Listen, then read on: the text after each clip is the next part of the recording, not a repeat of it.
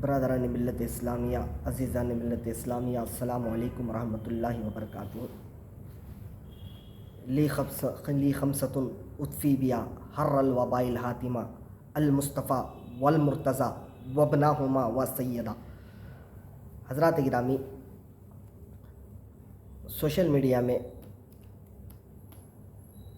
ابھی کچھ دن پہلے ہمارے غیور نوجوانوں کی جانب سے نیم رافضیوں کا پردہ فاش کا جھوٹ کا پردہ فاش کیا گیا اور ان کی مکاری جو ہے، جھوٹ جو ہے وہ سامنے لایا گیا، اور ان کے پہلے جو عقائد جو بلکہ سینہ سپر ہو کر کہتے تھے کہ ہم ہاں اس کا نام شیعہ ہے تو ہم شیعہ ہیں، اور ان کے سٹیٹس میں باقاعدہ حضرت ابو بکر صدیق رضی اللہ تعالیٰ عنہ کی گستاخی کی جاتی، ان کے سٹیٹس میں، ان کے واٹس ایپ میں، ان کی ہر جگہ۔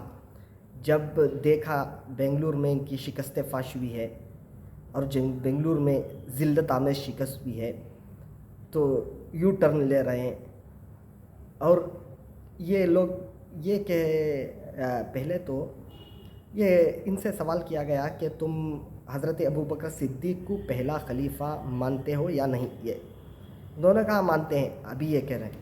میں ان لوگوں سے کہنا چاہتا ہوں، عید قدیر جو منایا جاتا ہے، عید قدیر جو تم مناتے ہو، اس کی پہلی شرط ہے حضرت ابو بکر صدیق کی خلافت کا انکار، دوسری شرط حضرت عمر فاروق کی خلافت کا جو خلیفہ دوم ہونے کا انکار، تیسری شرط حضرت عثمان غنی کی خلیفہ سوم ہونے کا انکار۔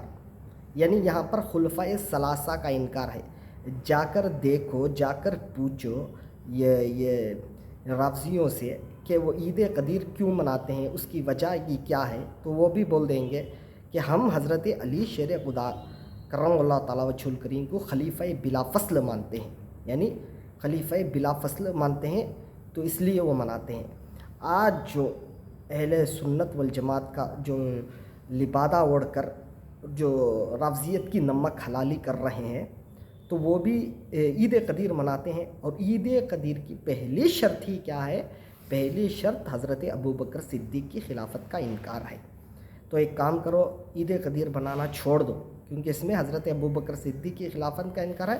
یہ میرا چیلنج ہے اس سے پہلے اہل سنت والجماعت کے کسی نے بھی، اہل سنت والجماعت میں سے کسی نے بھی عید قدیر نہیں منایا۔ اگر منایا ہے تو ثابت کرو، اور اس میں خلفائے ثلاثہ کا انکار ہے۔ اگر واقعی آپ خلفائے ثلاثہ کو مانتے ہیں، پہلا، دوسرا، تیسرا خلیفہ مانتے ہیں، تو آپ کو عید قدیر نہیں منانا، کیونکہ عید قدیر منانے کا ان کے نزدیک ہی شرط ہی پہلی شرط حضرت ابوبکر صدیق کی خلافت کا انکار ہے، خلیفہ بلا فصل ہونے کا انکار ہے۔ اور دوسری بات، حضرت آپ نے کہا کہ جواب نہیں دیا، ہم نے حدیث کو کوٹ کیا۔ میں پہلے ہی آپ سے جواب دے دیا۔ اس سے پہلے بھی آپ نے یہ کہا تھا کہ جو حضرت امیر معاویہ رضی اللہ تعالیٰ عنہ کو مانے تو ہم اس کو سنی نہیں مانتے، آپ نے کہا تھا، تو ہم نے بھی اس کا جواب دیا تھا، لیکن ہم نے اس کا جواب دیا، اور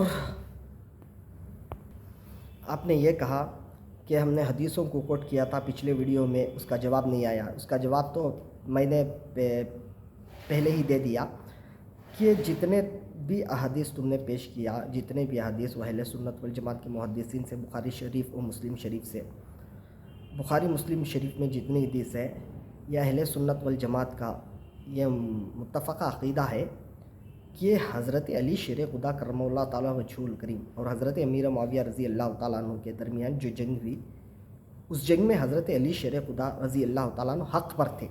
حضرت امیر معاویہ کی سے خطائے اجتہادی ہوئی ہے، خطائے اجتہادی ہوئی ہے۔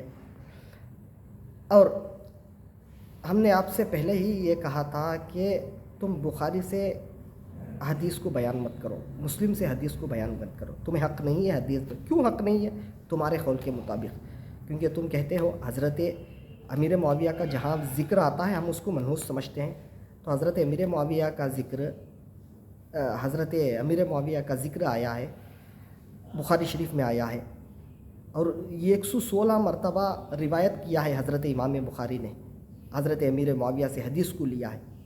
تو اس کا مطلب یہ کہ آپ حدیث کو ہی بیان نہ کریں، حدیث کو کیوں بیان کرتے ہو؟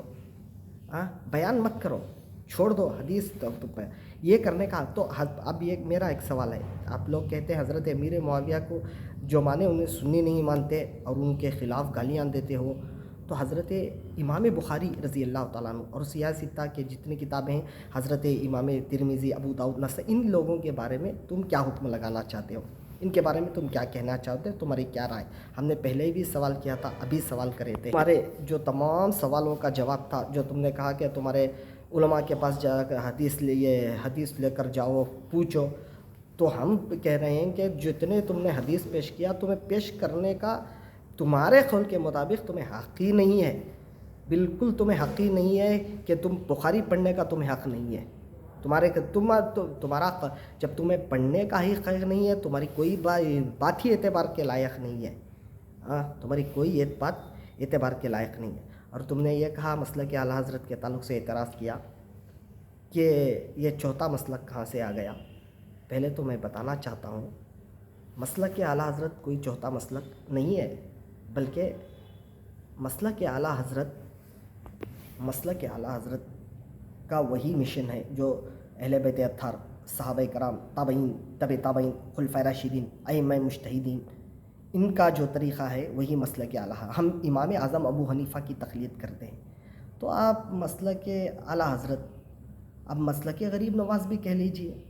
अब गरीब नवाज़ का बताया हुआ रास्ता मसलक वारिस पाक कह लीजिए, मसलक गौसे आज़म दस्तगीर रज़ी अल्लाह ताला अन्हु, इसमें कोई एतराज़ नहीं है, कोई अलग मसला नहीं है। अब मसलक आला हज़रत क्यों रखा गया? इस वजह से रखा गया, आने वाले दौर में कुछ अहले सुन्नत वल जमात का लिबादा ओढ़कर राफ़ज़ियत की नमक हलाली करेंगे, राफ़ज़ियत के तरीक़े को मानेंगे, राफ़ज़ियत के तरीक़े को तस्लीम करेंगे, तो उनसे मुमताज़ करने के लिए उनसे दूर सुन्नी कहलाएंगे, मगर पूरा राफ़ज़ियत फैलाएंगे।